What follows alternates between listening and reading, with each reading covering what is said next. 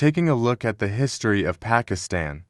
Less than 3 decades after the 1857 revolt, the Indian National Congress was formed to give political representation to the Indian subjects in British India, although membership in the Congress was open. Hindu participants overwhelmed the Muslim members. In 1906, the All India Muslim League was formed to give a voice to Muslims in India and counter Hindu political influence. 1913 Mohammad Ali Jinnah, earlier a prominent Muslim member of the Congress, joined the Muslim League following his split with Gandhi. Jinnah helped in making an agreement between the Congress and the Muslim League to fight the British together and demand self-government, dominion status, like Australia, NZ, or Canada at that time. The idea of an independent Islamic state on the Indian subcontinent can be traced to a 1930 speech by Sir Muhammad Iqbal, the then president of the Muslim League. He suggested that the 4 northwestern provinces and regions of British India, Sindh, Balochistan, Punjab, and Northwest Frontier Province should one day be joined to become a free and independent Muslim state. 1933 Chowdhury Muhammad Ali, a young Muslim student studying at Cambridge in England, coined the name Pakistan, first revealed through a pamphlet called Now or Never, formed as an acronym for Punjab, Afghania Northwest Frontier Province, Kashmir, and Indus Sindh, combined with the stan suffix from Balochistan.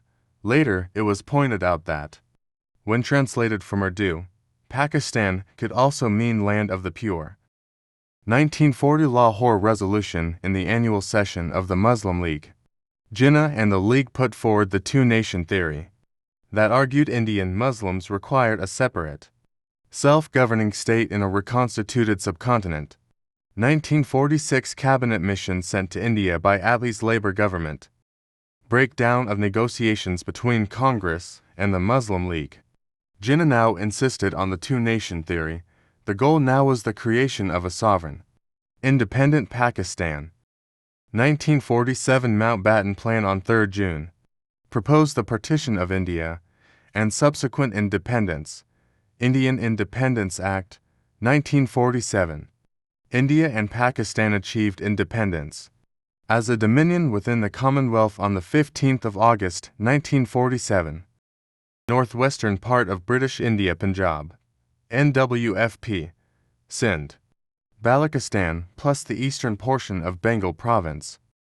Pakistan's two wings were separated by 1,600 kilometers of sovereign Indian territory, with no simple routes of communication between them. Partition and its aftermath had caused the flight of millions of refugees on both sides of the divide, accompanied by terrible massacres. Provinces of British India. Only the comparatively backward areas of Sindh, Balochistan, and the Northwest Frontier Province came to Pakistan intact. The more developed provinces of Punjab and Bengal were divided. In the case of Bengal, Pakistan received the densely populated rural hinterland, while most jute mills went to India's West Bengal. East Pakistan was left with only the jute fields and no industry to feed into. Materials from the Indian factories were cut off from Pakistan, disrupting the new country's meager industry, commerce, and agriculture. Problems were compounded by the crisis in Kashmir, which provoked a war between India and Pakistan in the period immediately. Both Pakistan and India intended to make Kashmir a part of their territories, and the former princely state quickly became disputed territory, with India and Pakistan controlling portions of it, and a flashpoint for future conflicts. As a consequence of the unresolved war in Kashmir and the communal bloodshed in the streets of both countries, India and Pakistan came to see each other as their mortal enemy. 1948 Mohammad Ali Jinnah died in September 1948.